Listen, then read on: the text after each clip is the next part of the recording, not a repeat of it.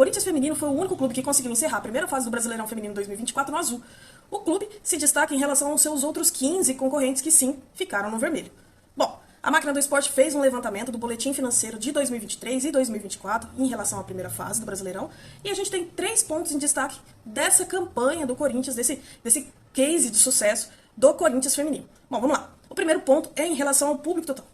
Em 2023, o Corinthians levou um pouco mais de 41 mil pessoas para o estádio. Já em 2024, o clube conseguiu alcançar 58.821 pessoas. É uma diferença de 17.506 pessoas. Isso refletiu na arrecadação total, que é o nosso segundo ponto. A arrecadação em 2023 foi de um pouquinho mais de 500 mil reais. Já em 2024, o Corinthians ultrapassou a marca de 1 milhão de reais. 1.080.000 e uns quebrados.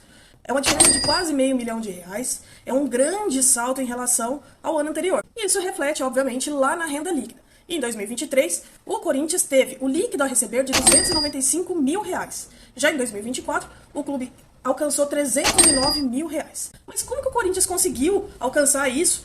E se você pensar nos 15 outros concorrentes de 2024 e nos demais do ano passado, como que o Corinthians conseguiu se destacar? O primeiro ponto é a construção de um projeto, de um legado.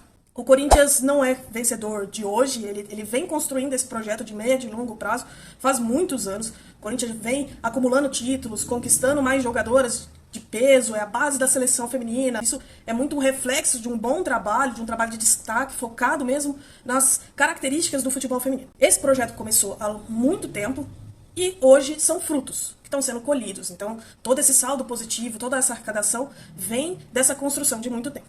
O segundo ponto é: o que o Corinthians fez para trazer mais pessoas? Bom, o Corinthians, no ano passado, ele jogou na Neoquímica Arena apenas na semifinal e na final. Já esse ano eles mudaram isso, e dos 8 jogos que foram realizados em casa, o Corinthians trouxe 3 para a Neoquímica Arena. O reflexo disso é em relação ao seu público total, que foram os 3 jogos com mais de 10 mil pessoas. Somados, esses 3 jogos dão 34 mil e uns tralá de pessoas. E os outros 5 jogos foram realizados na Fazendinha, em 2024. Esses outros 5 jogos dão 24 mil pessoas. Em 2023, o Corinthians não fez isso. O Corinthians, na primeira fase, ele oscilou, ele foi para Mogi, ele foi para o estádio da Portuguesa, ele jogou na Fazendinha, ele acabou não levando nenhum jogo para sua própria casa, né? Que é a claro que a Fazendinha é a sua casa também, mas para a Neoquímica Arena, que é uma grande experiência ali para o seu fã, para o seu torcedor, para a torcida que é tão fiel. Então eles fazem essa alteração e aumentam o seu público.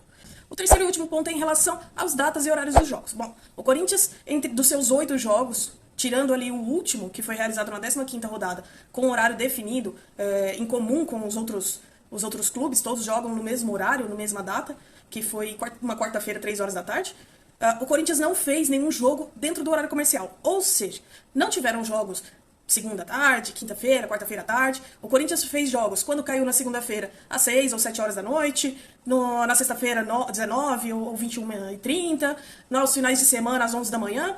E com isso, o Corinthians ele proporciona uma possibilidade de ter mais pessoas presentes nos seus jogos. Por quê? Porque ele não está concorrendo com o horário de serviço, porque você tem a possibilidade de levar o seu filho, que talvez estaria na escola, de ir com um amigo, e aí você possibilita essa potencialização de presença dentro dos jogos. E aí é uma consequência. Você leva para casa, você põe horário melhor, você não tem uma concorrência com o seu jogo masculino, por exemplo, um domingo 4 horas da tarde, e todas essas estratégias, elas possibilitaram um sucesso durante 2024. Então, espero que vocês tenham gostado desse vídeo. Todos os detalhes sobre o Brasileirão Feminino, todo esse levantamento do Brasileirão Feminino, está disponível no site da Máquina do Esporte. Acessem lá.